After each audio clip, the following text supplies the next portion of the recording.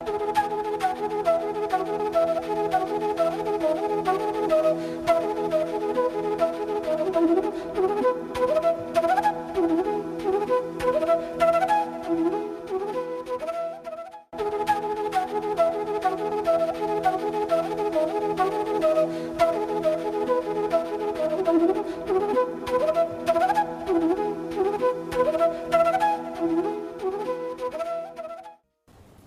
afternoon.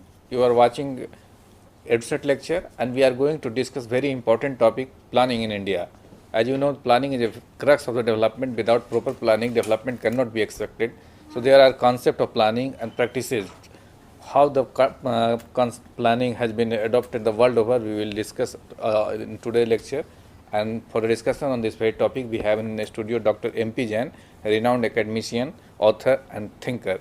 His book is well sought in the students' world, and people like to read his books. So I hope his knowledge and experience will help us to understand the planning in a proper perspective and its concept and practices in a new perspective. So on behalf, I welcome Dr. Jain for EdSet lecture. Welcome, sir. Friends, this afternoon we are going to have a discussion on the subject planning, concepts and practices, especially with reference to India, Indian past planning, Indian present planning and the future course of planning in India. This series of 3 lectures is subdivided as follows. First lecture will be a comparative analysis of planning in 3 words. Though the concept is a bit old, but we use it in order to specify first word, liberal democratic capitalist word based on private ownership of property. Second word is socialist word, or rather we can say former socialist word, where private ownership of means of production has been abolished and instead public ownership of means of production has been or was introduced. The third word is post-colonial world. Developing countries or underdeveloped and undeveloped countries which once upon a time were colonies, they have gained independence but with fractured economies and fractured socio-economic and political systems. So these 3 words, these are represented by first word by America, second word by Soviet Russia, rather former Soviet Russia, and third word is represented by India, unfortunately. So we shall be discussing planning in these 3 words. Planning in the present form is mainly a 20th century phenomena. It doesn't mean that before 20th century there was no planning, but comprehensive or piecemeal planning has been introduced only in the 20th century, especially after Russian Revolution. So the first part of the lecture is primarily concerned with planning in 3 words. The second part of the lecture, or the second lecture of the series, will be concerned with planning in India, structures, processes and institutions involved in the planning. And third and last lecture will be evaluation of planning, its theory, its practices and the future of planning in this country, because the drastic changes are taking place with regard to the concept of planning. So in the very first lecture, I shall discuss planning in 3 words. as I said, that in the 20th century only, the concept of three words emerged. In 1917, there was socialist revolution in Soviet Russia. The socialist word came into being. So it was virtually the second word after the liberal word represented by Britain and America. I have already explained the meaning of these three words and the main features of these three words. These three words can be said: free enterprise capitalist economies, socialist economies, and the third word will be mixed economies, where private and public partnership is going in hand, where public sector and private sector are just collaborating, they are going together and cooperating with each other. Now the new concept has come up, namely public-private partnership in these countries. First of all, planning in USA. USA is not a centrally planned economy or a command economy. It is a free market enterprise, liberal democratic capitalism based on individual rights and liberty and private ownership of the means of production. The whole history of America from the 18th century onwards, from the period of Ricardo and Adam Smith to the present, has been of the development of consistent capitalism, free market capitalism.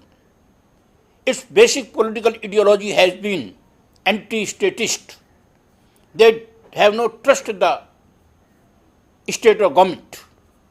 That's why they have introduced a very elaborate scheme of separation of power, federalism, in order to control the political power that may be there.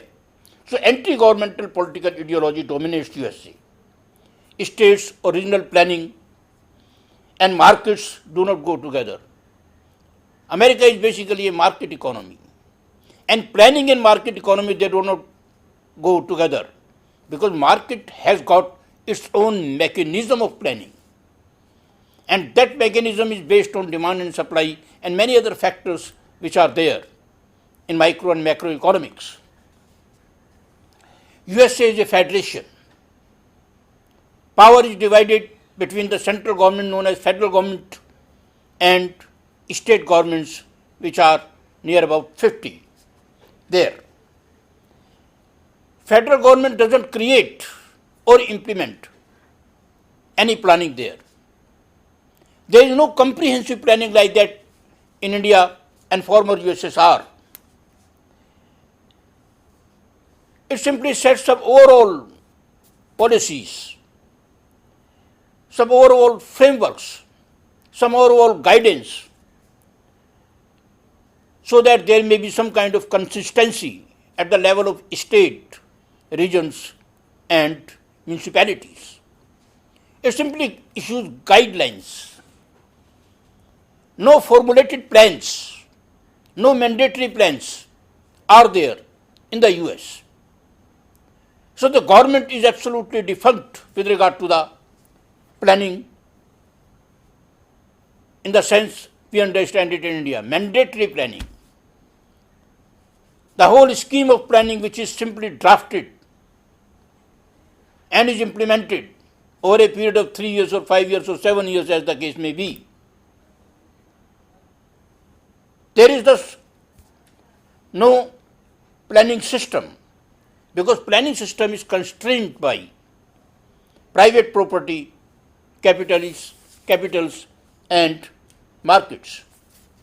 In the absence of central planning body like Planning Commission here in this country, how do they manage the planning affair? Obviously there is no comprehensive planning, but it doesn't mean that there is no planning at all. Countries or economies cannot do without planning. There is decentralized planning, and this decentralized planning is for the optimum use of resources and best distribution of outputs. Independent professional associations are working in the area of planning. They are not governmental bodies or quasi-governmental bodies. They are professional bodies. They are referred to.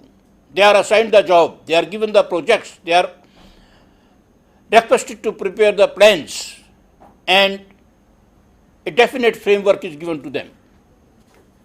American Planning Association is the most prominent of such associations. They prepare plan for all the levels, central level. But these are micro plans, not comprehensive plans. They are on the specific problem. Just like planning Commonwealth Games, they will prepare a plan, planning of the Commonwealth Games. And they will come out with a plan that has to be implemented by the government or implemented by the government. So on the specific issues, planning is done. And not by the governmental body or state body or the municipalities as such, in main. Not by the bureaucratic structures, but by independent, non-governmental type of professional bodies. One may say that public planning stands privatized in the US. It has been privatized like many other things. So there is no concept of governmental mandatory planning. But since capitalism and capitalist free economies come under occasional crisis, quite often, planning by the federal government is justified and supported in such situations. It is there to serve the market. It is there to resolve crisis of the market. It is there to correct market failures. Markets may come in crisis. Year before last, there was a tremendous and acute crisis in the market system of America.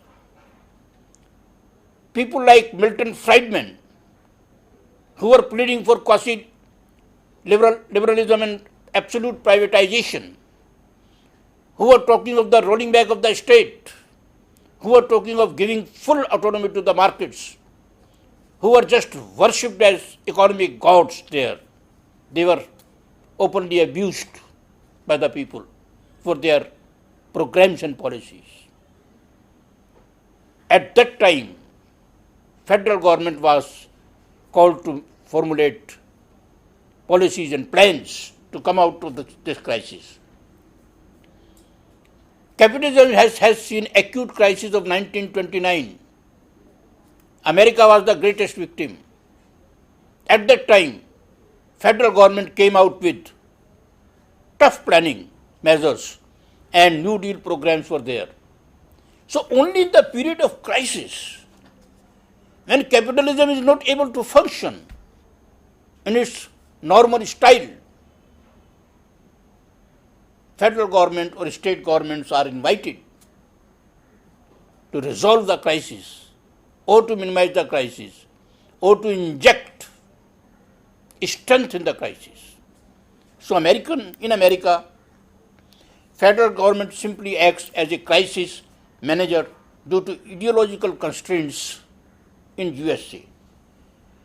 It is the compulsion of the system to have planning, but it is simply on the mutually agreed basis. In USA again, the primary issues are much different. In India, primary issues are to have economic development, to reduce inequalities of income, to have rapid industrial development, to have agricultural development, to have distribution proper and all that. But in America, the issues are different in comparison to India. Most important issues are environment and that of land use, sustainable development, how the land is to be used, etc. In USA, zoning has been the primary form of local regulation. By zoning, we mean to say how the land will be used, to create zones of the land. And this is confined to municipalities by the state governments. There the tough planning takes place only by the municipalities. Zoning is primarily concerned with the land use as such. So, in the absence of comprehensive planning, the planning in USA is done in the peaceful engineering method. Here and there, stray. Wherever the problem arises, just make a policy and planning for that. However, recently, especially during the past 2-3 years, the trend is changing. Now America is an economy in crisis. Socio-economic political crises are there. Employment is increasing. Though they are still affluent, though they are still having an imperialistic character, but things are slightly in bad shape there. And the general feeling there is that comprehensive federal government planning must be there. The role of the federal government must be increased in resolving the crisis and averting the future crisis. Society may not be in crisis now as it was 2 years ago, after the Lehman Brothers failure, after the collapse of or fear of the collapse of the financial system, after the subprime crisis there. Right now the economy is not in that bad shape, but it is not in good shape also. So central planning there is being invited to resolve the forthcoming crisis and especially the problem of unemployment there. It is a very new addition to the problems in America. Again, there is a problem of sustainable development. There is a problem of environment, environmental issues. These require central planning. So in this age of globalization, America is rethinking about planning and its old notion that planning is antithetical to the economic development or to the free society is changing fast. So this is how we discuss planning in USSR. It is in a very poor shape, just to sum up. Now we shall take up the issue of planning in USSR, former USSR. As I said, in 1917, socialist revolution took place there under the leadership of Lenin. And a new type of state known as socialist state emerged there. The socialist state was inspired by the ideology of Marxism. It was known as working class state. It openly declared war against private property, confiscated all the private property, smashed the capitalist state or feudal state which was going on at that time. They simply smashed everything old because they wanted to create an economic system based on common property. They wanted to establish a class-less society. They wanted to establish a non-capitalist socio-economic, industrial and agricultural order. They wanted to have thorough changes in the society. So for that, a comprehensive, systematic plan of action by the federal government was essential. All the resources must be there at the command of the federal government. And in Soviet Russia, in this way, a new concept of 5-year plans was introduced. Frankly speaking, planning is former USSR's innovation in the economic circles. In 1921, they took serious steps towards formulating the plans. USSR is a federation like USA and India. It is a multicultural society like India and USA. It is a federation of federations rather, because there are there are states within states. Federal government, though has limited power in theory, but in practice it had monolithic power, and it had the objective of abolishing classes by confiscating the private property of the people. Old socio-economic bureaucratic order was to be replaced by a working class state, by the proletarian democracy, by a decision-making system based on democratic centralism. So for this, comprehensive planning was necessary. Democratic centralism was introduced as a decision-making process there. It means that advice and feedback will flow from the bottom, from the lower levels, and command will flow from the top. And that command has to be obeyed seriously by the lower levels. In 1921, as I said, Gosplan,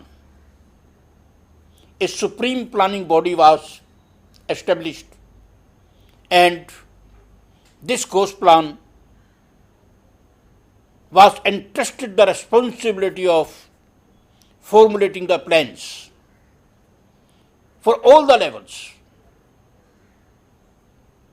It had to formulate the plan for central government, state governments, municipalities, and all the levels, whether those were state levels or regional levels or local levels. There was no decentralization with regard to planning. It was a centralized body having absolute power over the resources and over the process of formulating the plans. Its major task was formulation of plan, and that plan should be absolute and comprehensive. Then it had to supervise the implementation of that. It was the highest economic body of the USSR because it was entrusted with the power of making plans.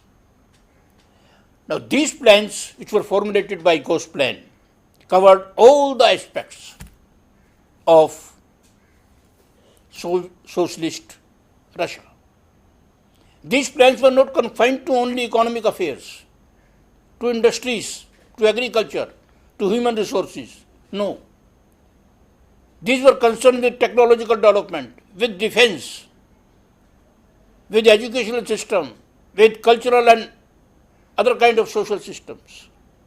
Everywhere the things were planned, because after revolution they wanted to have a total revolution in all these spheres of life. They wanted to have planned development. They wanted to create a new man, new society, new values and new structures. So for this they wanted tough planning everywhere. And this tough planning was backed by the totalitarian authority of the state.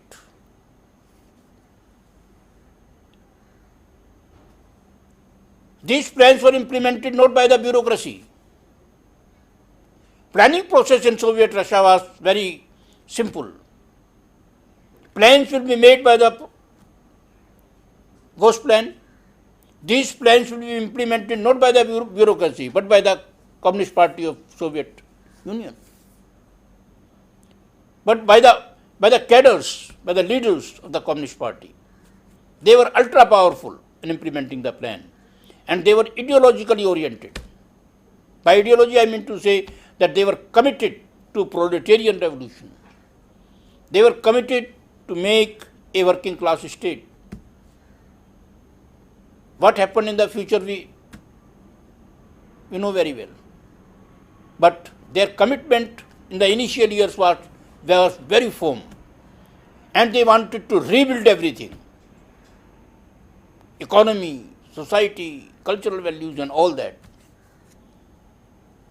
And they had high power, they had enormous resources in the centralized form with them, and they had undisputed authority. Totalitarian authority, I won't use the word, but undisputed authority to implement the plans. Result, fastest possible economic development. During the time of Stalin, 1924 to 1953, Stalin lived. Plans were executed, implemented in style, and fastest possible economic, social, cultural development took place.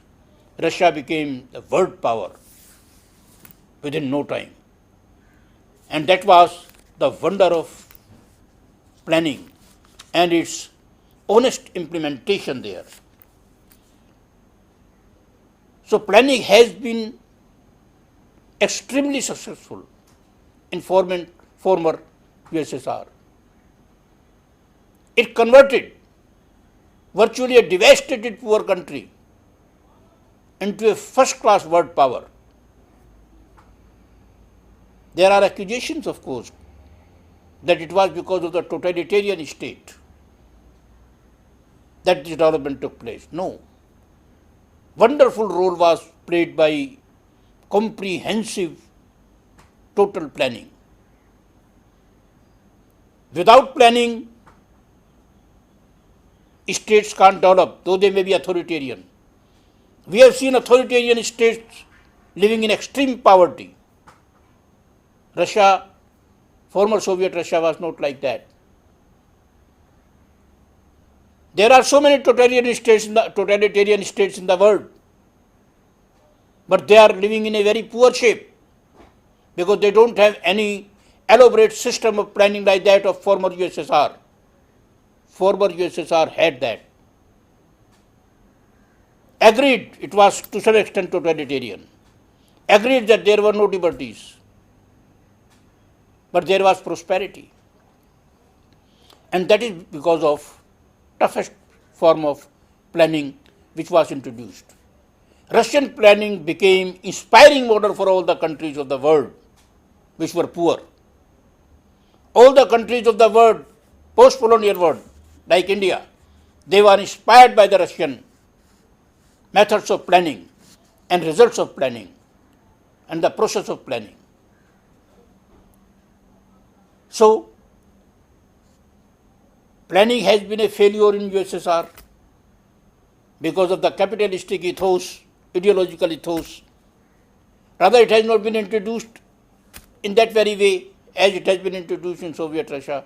But in Soviet Russia, we find planning playing a wonderful role. Reasons may be different, that is subject of debate. People say that planning was successful because of totality of resources in the hands of one power, namely the state. Since it was a centralized economy, having all the economic resources at one place, they could plan it, others can't. But this type of thing has been there in many other countries, as I have said. So the wonders of planning can be seen by studying the planning processes and plans of the former Soviet Union. Now we come to the third type of planning structures and processes, namely India. In India in 1947, we inherited a weak, fractured economy, socio-economic and political order, a partitioned country, bleeding country. Everything was in a very poor shape because of the colonial exploitation or colonial rule, we can say. Things were in a very poor shape at the time of independence. India, of course, was a liberal democratic country, or liberal democratic system was introduced. It was a semi-feudal and semi-capitalist country.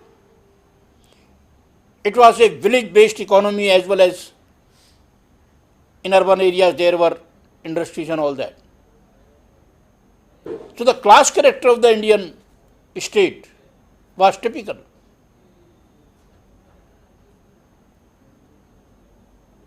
Capitalism was dominating, no doubt. Power came to the hands of the capitalist class. That's why abolition of privy purse could take place. That's why abolition of zamindari could take place. So Indian state at the time of independence was a poor, semi-feudal, semi-capitalist, village economy based state. But the leaders of independent India came to power with big promises. Promises of economic development, promises of reducing inequalities of income,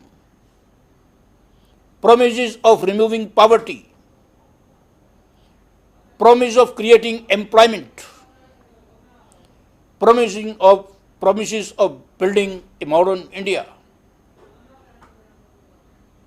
So all these promises had to be fulfilled. And in order to fulfill these promises, the visionary leadership of independent India introduced the concept of planning. Even before independence, they had planning in mind. Prime Minister of independent India, first Prime Minister Jawaharlal Nehru, had been to Soviet Russia before independence. He was highly inspired by the economic progress made there through the process of planning.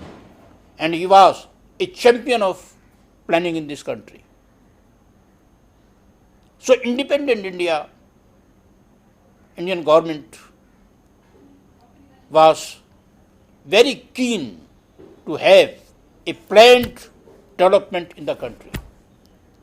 For this, in India,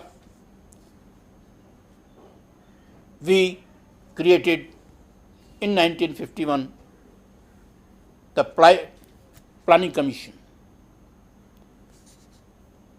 Like USSR and USA, former USSR and USA, India is also a federation. There were states and central government. It is a multicultural and multilingual country. Resources are scattered. And the constitution introduced a federation, though with a strong center, but not as strong as USSR center was. but not as weak a center as USA had.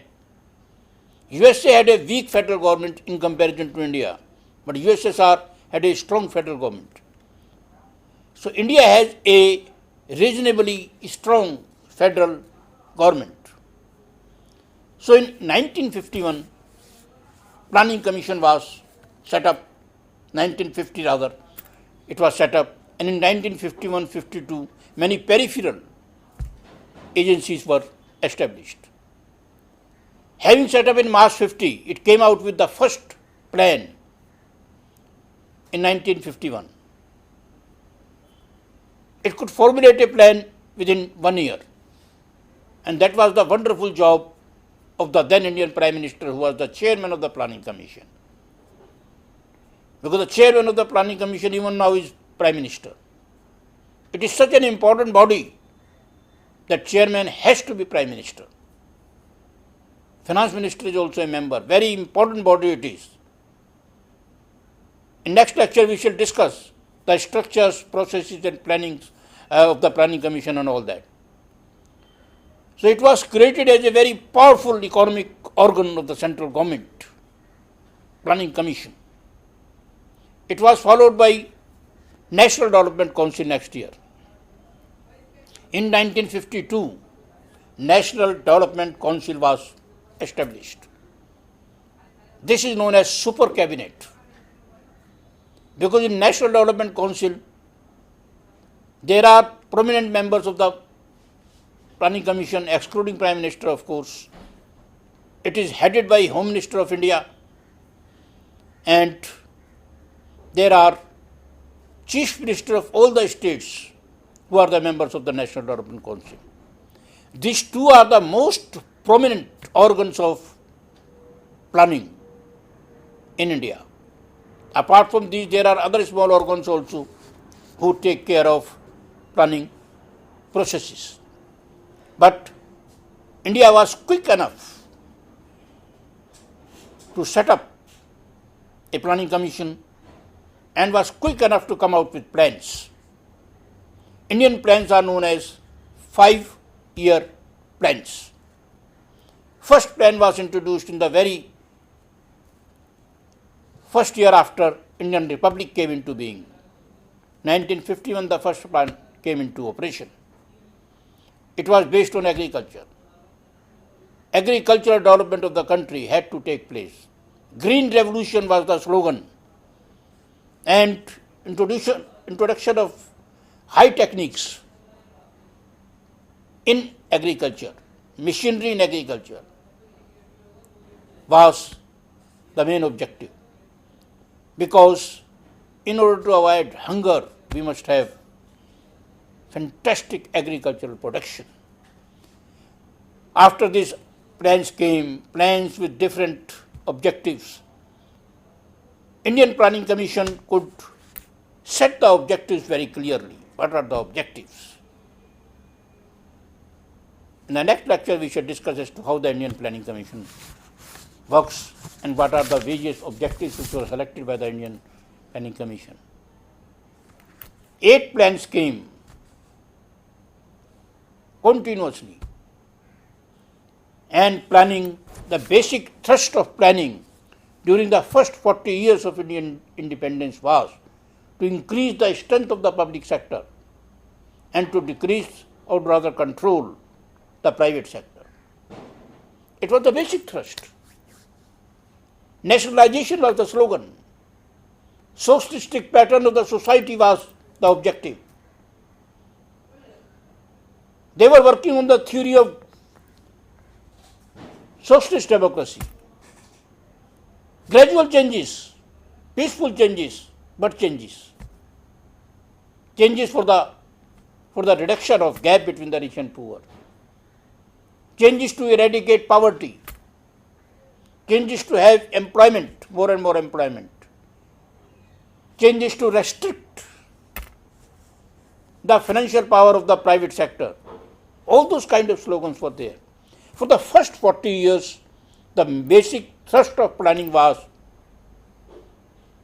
to make the public sector strong, public enterprise is strong. But in 1990, there came a positive or negative, I don't know, but there came a change. Under the impact of globalization, under the impact of the wave of privatization and liberalization in the whole world, under the impact of neoliberal slogans in the liberal world, India also decided to have the policy of liberalization, rolling back of the state. Private sector was given prominence. Foreign capital was invited. In the initial phase of planning in this country, self-reliance was the slogan. But now, under the impact of globalization, obviously, foreign direct investment, FDI, was permitted. Lot of changes came during the past 20 years. In 1991, 92, there were 1 year plans, 2 1-year plans came. And then 5-year plans were introduced. So India had 2 phases of planning. In the first 40 years, they had comprehensive, serious and very serious plans for the socio-economic development of the country, especially industrialization and agricultural development, development of human resources, development of educational institutions, medical facilities to the people, and all that. And at present, we can very well see the impact of that. We are having fantastic infrastructure. In education, we are quite up to the mark. Medical colleges, engineering colleges. In infrastructure, railways, communication, perfect. So planned development has taken place in India. So about India, we can say that being a mixed economy, planning has been quite successful. When we compare Indian economic development and other developments with other countries, other third world countries, including neighboring countries, the difference can be explained by the process of planning. So these 3 kinds of systems, liberal capitalist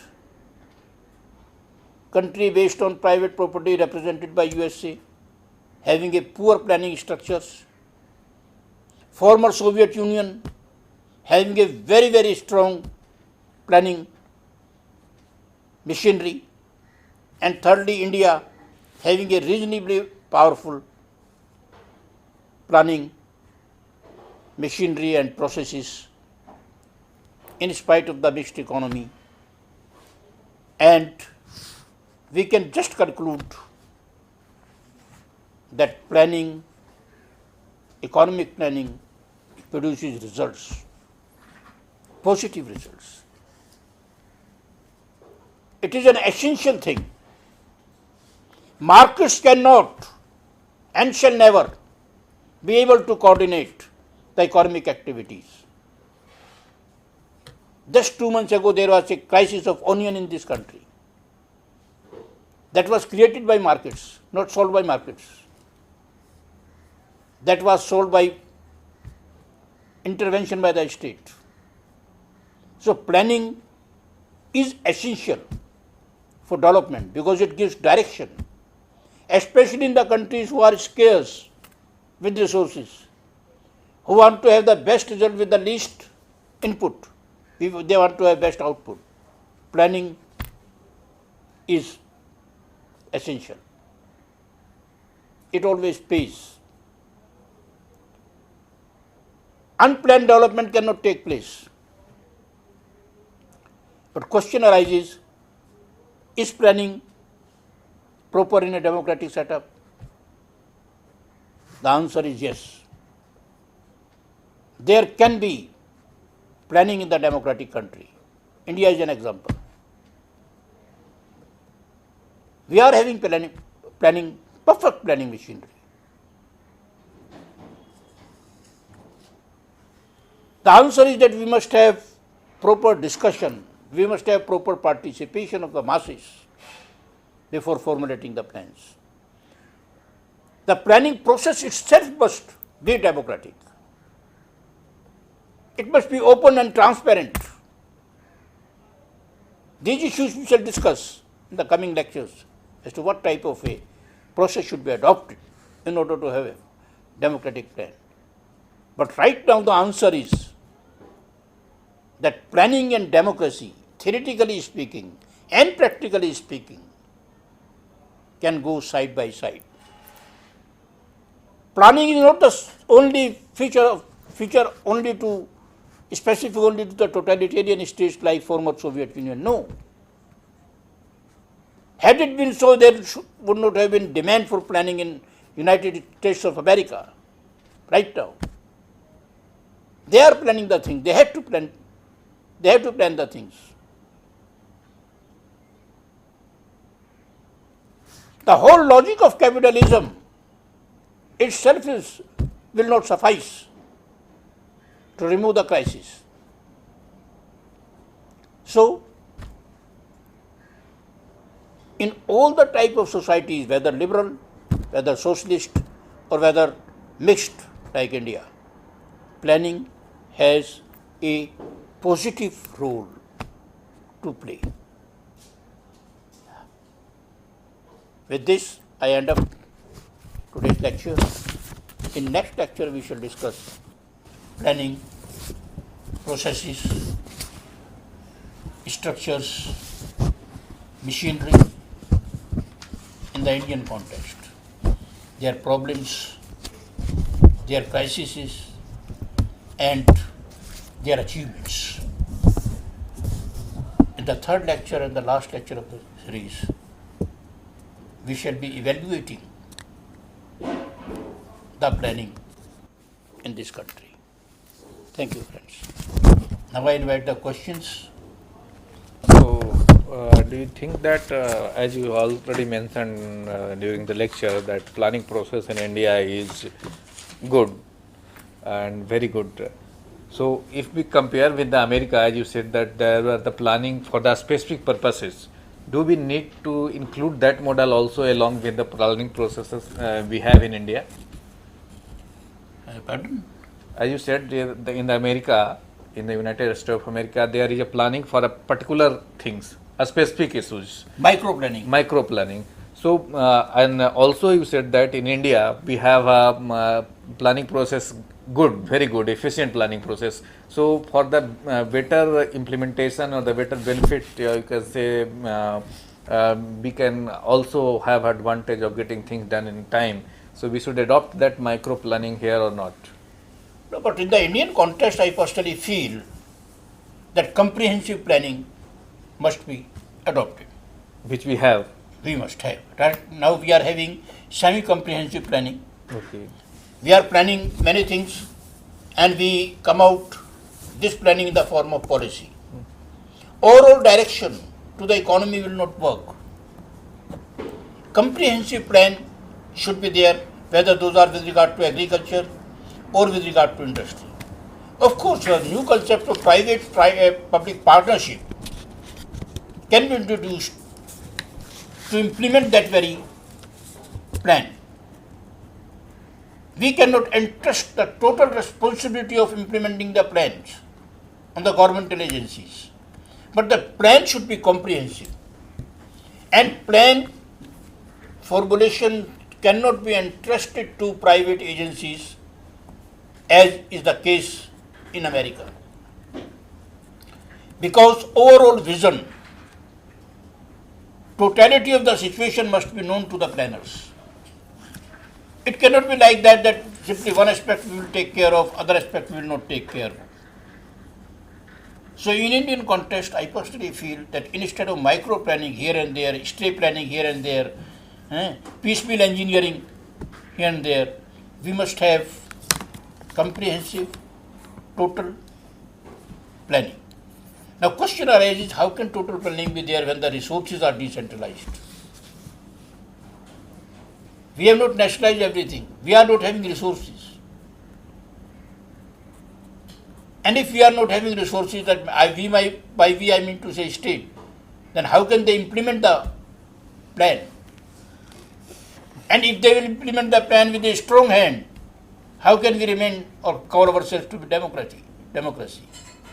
Now this is a big question mark. That comprehensive plan on the one hand and its implementation in a mixed economy dominated by the private sector on the other hand, how that will pull on.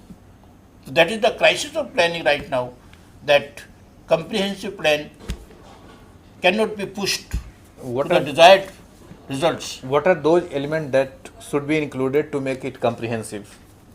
Whether- What are the elements which need to be added to make it comprehensive? Like you said that this presently we are following a semi-comprehensive planning. So there must be some element which need to be added to No, make it there more should be broader interaction okay. between the state on the one hand and private sector on the other hand. Strong private sector associations are there like FICCI etc. In close collaboration with them, No, the but the state inf- government, But the informal interaction, I think, must happen with the policymakers.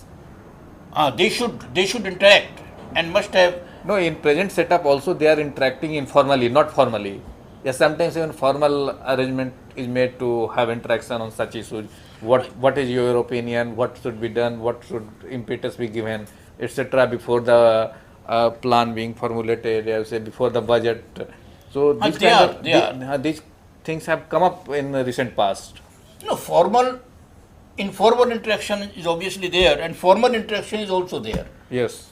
And because of this healthy interaction, But one between thing, the state on the one hand, but one thing which has come after the Neeraj Adia tape expose, that the informal persons who were giving input, they were also being guided by somewhere else, lobbying. So in that case, what could the direction of the planning be?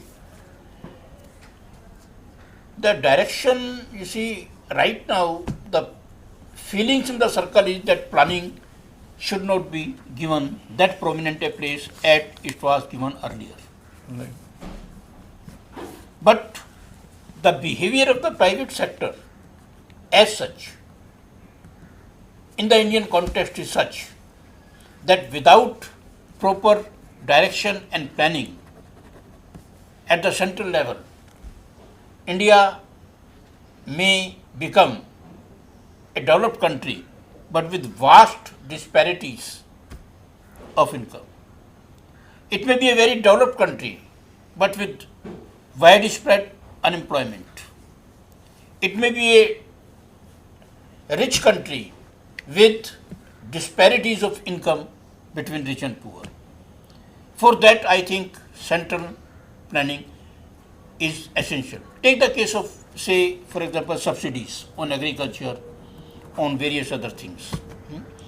Unless we have a totality of planning and fitting the subsidies there, whether on fertilizers or on kerosene oil in the form of cash now they have introduced, we can't work out. So total planning is required, but the process has to be changed. It has to be made more broad-based and transparent. And now that is possible because of media revolution. Now it is very much possible because of digital democracy we are having. Right. We can have interaction, we can have opinions of the people, we can have maintain the transparency and opinions and all that. One more thing I would like to ask you. As you say, the planning, proper planning, but India conducted 3 surveys just to count the number of persons who are below the poverty line. And 3 surveys reflect different data. And still, government is unable to come to a consensus, to come to a conclusion which survey is to be taken for the policy decision purposes. they have also come up, planning commission have also come up with one more survey which is likely to happen with 13 indicators they have jotted down. And those indicators, if we count, taking all into account all these indicators, there will be one another kind of mess, another kind of the data we have. So in these circumstances, in this situation, how you see the planning process in India is effective, planning process in India is going into the right direction, what you commented in the No, I agreed that it is very, very difficult to ascertain the poverty line, first of all. How many people are below poverty line? It is again very difficult to ascertain. And it is obviously not possible to come out with exact data and exact policies. But the question is, how can we resolve the things partially? Government is also having some kind of vested interest. It is also meant by the people. It is not perfect. It cannot be perfect. But by having proper and widespread, wide participated planning, I think things can be at least understood in a better perspective, if not solved. My question, it was aimed at this planning. It need to improve the life of the citizens, life of the majority of the people. It should bridge the gap between two unequals, but though it have widened, some have become rich, some has become very poor. So keeping this in view, how you comment upon the planning process? About planning.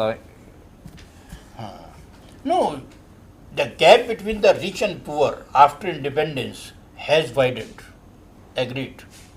But the standard of the living of the people, poor people, is now better.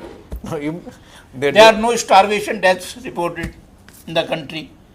There is widespread feeling that we have financially improved in comparison to other third world countries. Okay. Comparison has to be made between India and, say, Libya, not or India and Morocco, right? But not in between India and, say, United States. If you make a comparison between India and developed countries, obviously we are in a very poor shape. Right. However, when you make a comparison between India and China, obviously China is in a better shape because they are having a better planned development. Okay. Russia is in a better shape because they had a planned development. And after 1991, when the planned development crashed, so also crashed the Russian economy. Okay. So planning is not the panacea for all the evils. What we are discussing is unplanned development and planned development. And my contention is that planned development, in spite of all the criticisms of undemocratic nature of planning, is a better way out than unplanned development for especially third world countries like India. Okay.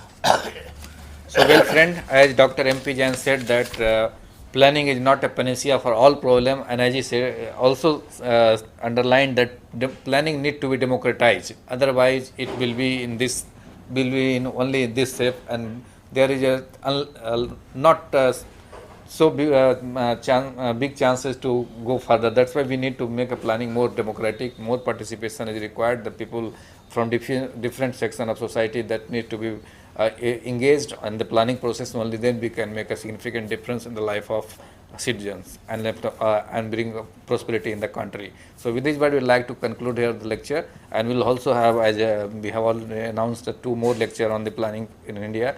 So I thank all of you for watching today's lecture, and on your behalf I thank Dr. M.P. Jain for giving such a insightful and wonderful lecture on the planning concept and its practices. Thank you very much.